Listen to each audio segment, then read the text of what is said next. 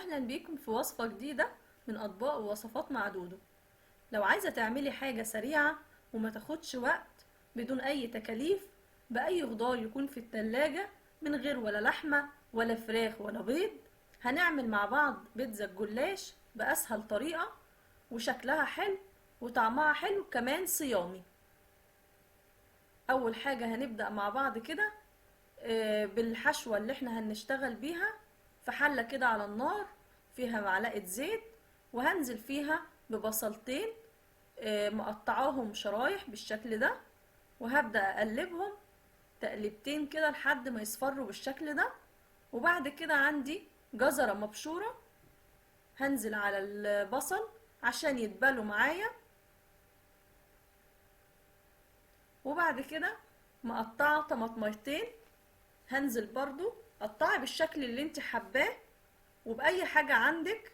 انا مش حاطة اي حاجة خالص صعبة، بصل وجزر وطماطم، وهنزل عليهم بفلفل رومي احمر واخضر مقطعاهم برضو بنفس الشكل، وهديهم كده تقليبة. انا مش هحط ملح لان لسه هحط زيتون، فطبعا مش هحتاج ان انا احط ملح. وبعد كده هحط مرقة زي ما هنشوف، فمش هينفع نحط ملح اكتر من كده.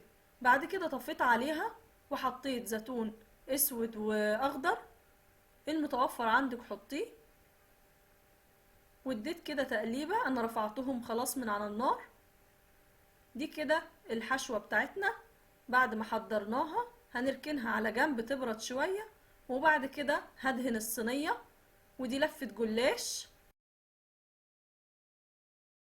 هبدأ انا اطلعها من الفريزر وفكتها بالشكل ده. وبعد كده هبدأ احط في الصينية. ممكن تحطي راق واحد وممكن تحطي اتنين، انا هنا بحط اتنين. هحطها بالشكل ده، ومن قصادها الناحية التانية هحط اتنين تاني، عشان بعد كده هقفل على الصينية بالرقات دي زي ما هنشوف. بعد كده هحط طبقة كده خفيفة من الزيت بين كل طبقة والتانية. ما ننساش ندهن زيت، عشان ده اللي هيخلي لنا الطبقات الجلاش تبقى مورقة كده وحلوة، وما يبقاش عجين من جوه.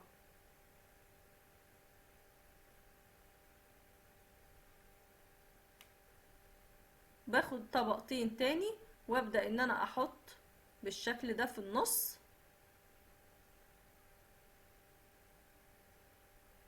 وبرضو بحط دهنة كده من الزيت.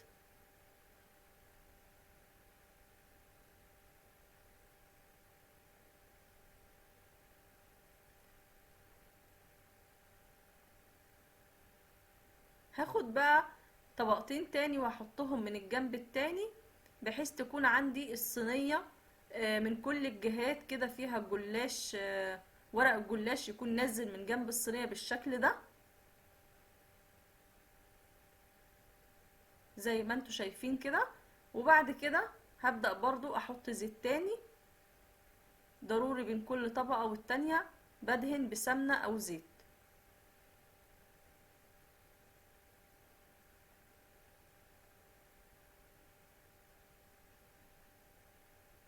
بعد كده بحط بقى نص كمية الورق اللي عندي، او اكتر شوية من نص الكمية. هخلي الطبقة اللي تحت اكتر شوية من اللي فوق.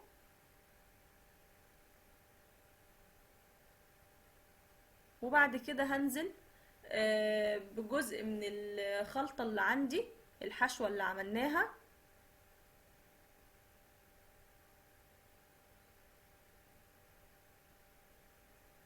تقدري تحطي اي حشوة انت حباها.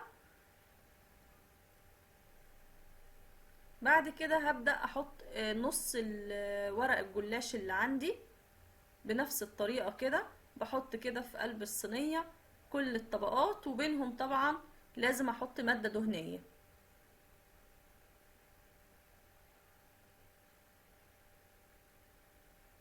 بعد كده هبدأ اقفل عليهم بالشكل ده.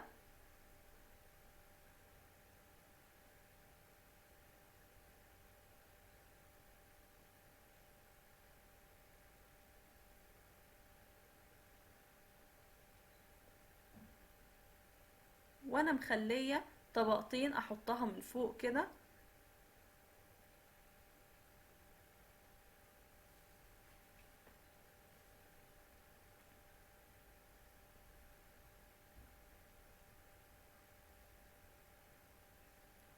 هبدأ اخد اخر طبقتين واحطهم. طبعا اخر طبقتين بحاول اخليهم يكونوا مفيهمش اي قطعة او اي حاجة، عشان هيبقى شكل الصينية كده يبقى حلو.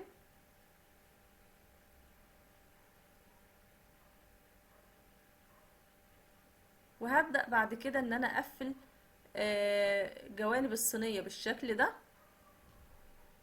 عشان بعد كده تبقى معايا طالعة حتة واحدة.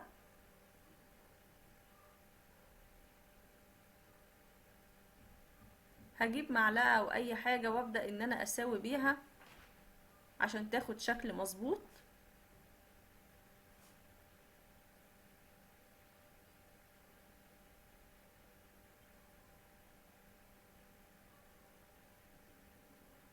بعد كده هبدأ ان انا اقطعها، وبعد ما هقطعها هجيب كوباية مية سخنة وهبدأ احط فيها قطعتين من المرقة بالشكل ده، وهبدأ ادوبهم.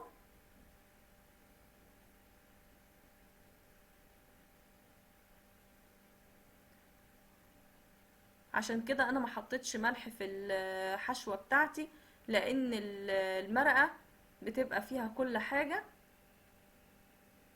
هبدأ ان انا دلوقتي احط انا كنت حطيت خلاص التشريبة اللي انا عملتها، بس كان ما جاتش معايا في الكاميرا، معلش كان التليفون فصل. بدأت دلوقتي بمعلقتين صلصة كده وبوزع على الوش. طبعا البيتزا بتاعتنا صيامي، فما فيهاش اي حاجة ولا جبنة ولا اي حاجة، فلازم نطعمها باي طعم كده ونديها لون، فمش هتاخد معانا لون غير لو حطينا لها اي صلصة كده من على الوش. وبدأت احط باقي الكمية بتاع الحشوة من على الوش بالشكل ده.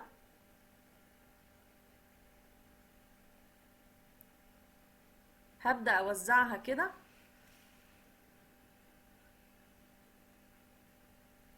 بعد كده هنحط لها شوية زيتون. طبعا الحاجات المتوفرة عندك ممكن تحطيها، ممكن تعملي حاجات احلى من كده بكتير. دي الحاجات اللي كانت موجودة عندي ساعتها بصراحة. بعد ما خلصتها هاخدها احطها في الفرن تستوي معايا.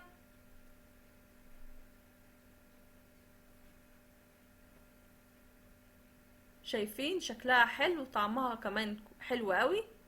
دي كانت وصفتي النهاردة، اتمنى ان هي تكون عجبتكم. لو عجبتكم بقى ما تنسوش لايك وشير واشتراك في القناة لو لسه ما اشتركتوش. باي باي.